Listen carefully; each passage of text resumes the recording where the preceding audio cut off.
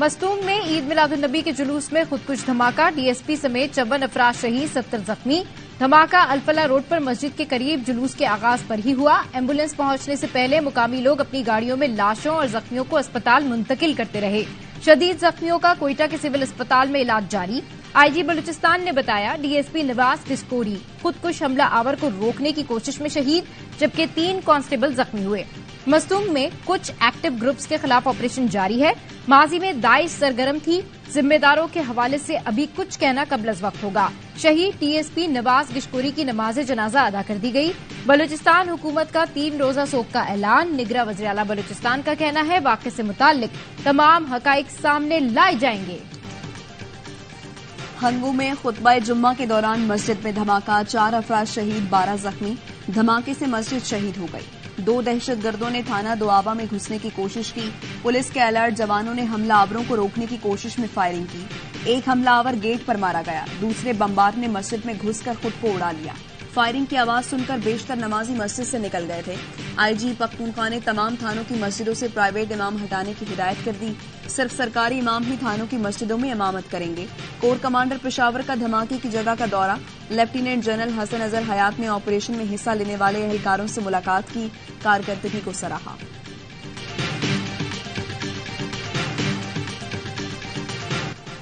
نگراں وزیر اعظم انوار الحق کاکڑ کی مستونگ اور ہنگو میں دھماکے کی شدید مذمت، جانی نقصان پر گہرے دکھ اور رنج کا اظہار، زخمیوں کی جلد صحتیابی کے لیے دعا، طبی امداد فراہم کرنے کی ہدایت کی۔ کہا نگراں حکومت ملک سے دہشت گردی کے خاتمے کے لیے پرعزم ہے۔ نگراں وزیر اعلیٰ بلوچستان کہتے ہیں تخریب کار عناصر کسی رعایت کے مستحق نہیں، آہنی ہاتھوں سے نمٹا جائے گا۔ اپنی صفوں میں دہشت گردی کے خلاف مکمل اتحاد پیدا کرنا ہوگا۔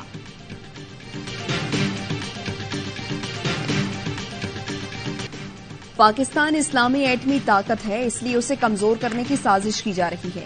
نگراں وزیر داخلہ سرفراز بگٹی کا بین الاقوامی سیرت النبی صلی اللہ علیہ وآلہ وسلم کانفرنس سے خطاب۔ کہا پاکستان کے قیام کے بعد ہماری شناخت مسلمان اور پاکستانی ہے، کوئی پنجابی، پٹھان یا بلوچ نہیں۔ نگراں وزیر اطلاعات بلوچستان جان اچکزئی نے کہا بھارت پاکستان میں دہشت گردی میں براہ راست ملوث ہے۔ کینیڈا واقعے سے توجہ ہٹانے کے لیے بھارت نے ایسی حرکت کی ہے۔ بھارتی دہشت گردی دنیا بھر میں بے نقاب ہو چکی۔ پاکستان علماء کونسل کی مستونگ اور ہنگو میں دہشت گرد حملوں کی مذمت۔ مولانا طاہر محمود اشرفی کہتے ہیں بے گناہ لوگوں پر حملے کرنے والے اسلام اور پاکستان کے دشمن ہیں۔ بھارت پاکستان میں بدامنی پھیلانے کی سازشوں میں مصروف ہے، دشمن کی سازش کو کامیاب نہیں ہونے دیں گے۔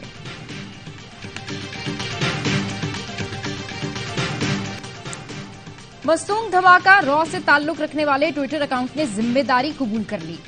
را سے جڑے ٹویٹر اکاؤنٹ سے پوسٹ کیا گیا، D S P for D S P لکھا، ہر چیز کا جواب دیا جائے گا اگر تم ہم پر حملہ کرو گے۔ مستونگ حملے میں ڈی ایس پی دیگر لوگوں کو بجاتے ہوئے شہید ہوئے۔ را سے جڑے اکاؤنٹس پاکستان میں دہشت گردی پر شادیانے بجا رہے ہیں۔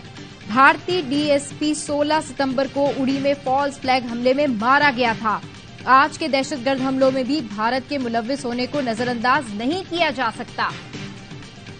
جس سہانی گھڑی چمکا طیبہ کا چاند، اس دل افروز ساتھ پر لاکھوں سلام۔ صاحب تاج، شاہ معراج، محبوب رب کائنات، وجہ تخلیق کائنات، ہادی عالم حضرت محمد مصطفیٰ صلی اللہ علیہ وآلہ وسلم کی ولادت باسعادت کا جشن، چپا چپا ذکر رسول صلی اللہ علیہ وآلہ وسلم سے معطر، فضا درود و سلام کی صداؤں سے گونج اٹھی۔ صبح بہاراں کے بعد توپوں کی سلامی سے دن کا آغاز، کراچی، لاہور، اسلام آباد، پشاور، کوئٹہ میں جلوس اور ریلیاں، شہر شہر عاشقان مصطفیٰ لبوں پر نعت سجائے سڑکوں پر نکل آئے۔ فیصل آباد، ملتان اور ساہیوال میں عید میلاد النبی کی خوشیاں دیدیں۔ سرگودھا، رجحان میں سبز پرچموں کی بہار۔ ننکانہ صاحب میں سکھ برادری نے ریلی کے شرکا پر پھول برسائے۔ نبی کریم نے ظلم و جبر کا خاتمہ کیا، عدل و انصاف کا درس دیا۔ صدر عارف الوی کا عید میلاد النبی پر پیغام، کہا قومیں ہمیشہ اتحاد و اتفاق سے بنتی ہیں۔ قوم اور امت مسلمہ کو مبارکباد پیش کی۔ نگراں وزیر اعظم نے کہا سیرت طیبہ سے ہمیں احسان، انصاف اور صلہ رحمی کا درس ملتا ہے۔ پاکستان اس وقت مختلف مشکلات سے نبرد آزما ہے، آئیے بحیثیت قوم بھائی چارے، محبت اور ہمدردی کی اقدار پر عمل پیرا ہوں۔ فیض اور باجوہ کا معاملہ میاں صاحب نے اللہ پر چھوڑ دیا ہے۔ اسحاق ڈار کی لندن میں میڈیا سے گفتگو، کہا 2 راستے ہیں، یا تو انتقام کا سوچیں یا پھر پاکستان کی ترقی اور خوشحالی کا۔ نواز شریف پاکستانیوں کی مشکلات میں کمی لانا چاہتے ہیں۔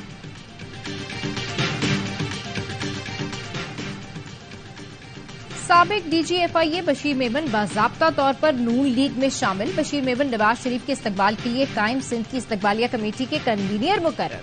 मोहम्मद जुबैर, खिलदास और जाम करम अली समेत दीगर रहनुमा उनके मातहत होंगे।